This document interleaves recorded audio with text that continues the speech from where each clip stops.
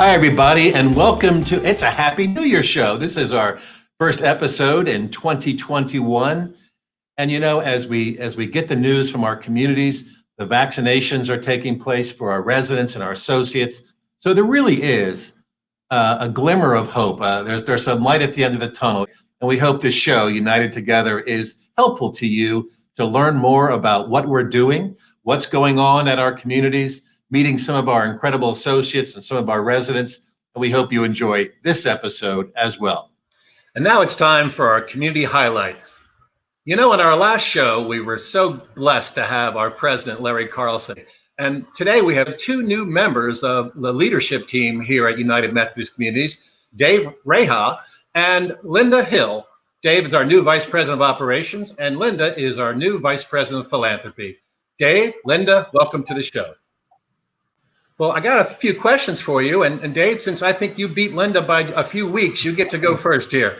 I want to ask you, Dave, what first attracted you to the whole field of senior living, senior care? Well, actually, it started out early when I was in college. I did a lot of some volunteer work as well as internships at senior living communities. And, it spurred my interest, and I kind of liked that field. And then actually one of my internships led to my first employment in a retirement community. And that started out 30 some years later, I'm here. Linda, how about you? I had a profound experience with senior living with my grandmother. My grandfather had passed away, and she was living alone and experiencing falls. Wasn't really doing too well on her own. We found a wonderful senior living residence for her, and it changed her life. She flourished there and lived there for 12 years. She had so many good friends in the residence. She even became the resident volunteer flower decorator. That's great. Very personal. Yeah. So at some point in the process, you both said yes to United Methodist Communities. Dave, why? What was important to me was the mission and values. The mission and values that are here at United Methodist Communities align perfectly with my past experiences, and probably even more important is my own personal values. And then the other thing that really intrigued me was the innovation. I'm really excited to be part of that aspect of this organization. Linda, what made you say yes? I really appreciated how the emphasis was on helping our seniors live abundant life. For me, that has extreme value. I'm also a pharmacist by trade, and so I enjoy healthcare philanthropy. It's something that I've done for many years and enjoy it very much. So we're taping this in early January, and while there is a glimmer of hope with vaccinations really kicking in, we're still in a very careful situation with the pandemic. Dave, how has that impacted your first few weeks on the job?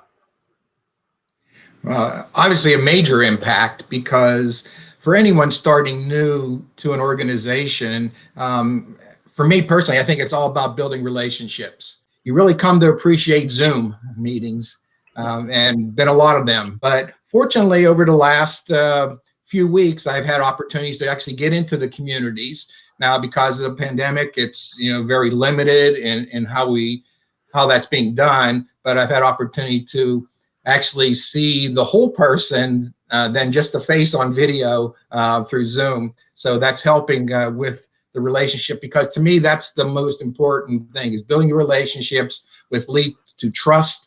And then eventually leads to respect, which is something you earn through those relationships and trust that you build. I too have become an expert at Zoom. I've logged more hours than I ever imagined possible, and I'm thankful for it.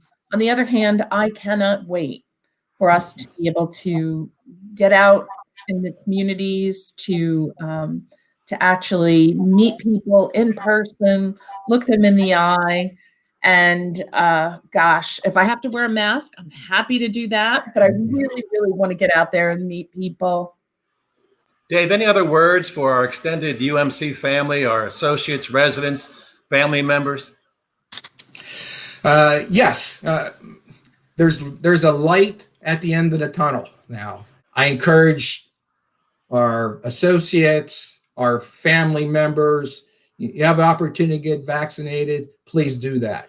2020 definitely was challenging, but I think we learned a lot of good things from it that'll help make 21 even more exciting. Linda? I would like to take the opportunity to thank our donors, because despite the COVID pandemic, they have been there for us. We have received tremendous support, and not just monetary.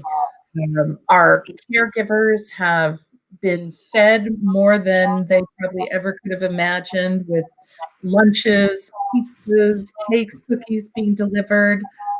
Our residents have been the beneficiaries of blessing bags. Our donors have really stepped up for us. And I think that, to me, is such a reflection of the community that UMC has. And I'm just very grateful for it.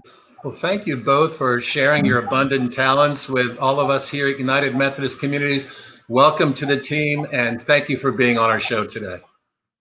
So now we have a little bit of a different segment. We have with us today a very special guest. She is the vice president and the co-owner of Sweetwater Construction Corporation. Please welcome Nancy Witt. Nancy, welcome to the show. Oh, thank you so much. It's good to see you again. For our viewers, tell them a little bit about yourself, your background, and about your incredible company. My son and I now run Sweetwater Construction Company. It was started by my husband and me in 1989. I joined him almost on a part-time basis because I was a full-time nurse. In fact, I taught nursing, and I have a master's degree in gerontology. That master's degree turned out to be pretty important as I transitioned into construction, because as I looked around for places where we would like to do business and the sorts of people we would like to know, I started reaching out to the healthcare community and the senior care community. And it appears that the relationship between you and the leadership at United Methodist Communities is a very strong one as well. And isn't that a blessing? Yes, it is. Larry Carlson set the bar so high. I can see and appreciate the good things, the outstanding things that they bring to their residents.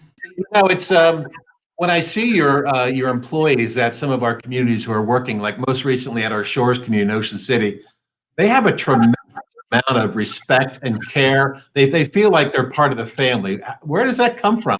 Well, we are a family business, and your team at the Shore, Bill Gibson, our superintendent there, is one of 3 family members of the Gibson family that have worked for me over the past 30 years.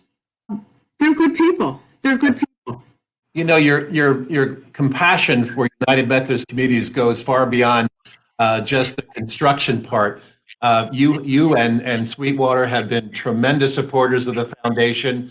Our most gala at Bristol Glen, you were the primary sponsor. Why do you take it to the next level? Well, this sounds like a vanilla answer, but it's important to support people and groups that make the world a better place. And you truly, I know from personal experience that you truly do that. And I'm proud to support it, and I'll continue to do so. Well, on behalf of all of us here at United Methodist Communities Foundation, thank you so much for taking time out to tell us a little bit about yourself, about Sweetwater, and thank you so much for your incredible support of the foundation. Thank you, and stay well. Take care, Gary. See you soon. And now it's time for our Daisy of the Day. And our Daisy of the Day is being brought to you by a resident of our Bristol Glen community. His name is Bob Weppler, and we love Bob, and we hope you will as well. Bob? Well, you know, it's great to be in this Methodist location because it's very secure, and Jeff has done a great job in keeping everything going smoothly although there have been problems, of course. But we're very, very lucky to have somebody like Jeff operating this facility. It's been interesting being here for a couple of years. I've always been at the dining room, and we'd always have a good discussion during the evening, but now we can't have the dining room. So when we get back to it, we'll have a lot to talk about, believe me. But we have to be very optimistic about what's going on. The good thing about here, it's operated on the basis that they're in business to take care of the individual.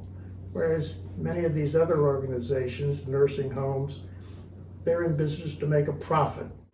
So that's why it's so good to be at this particular organization.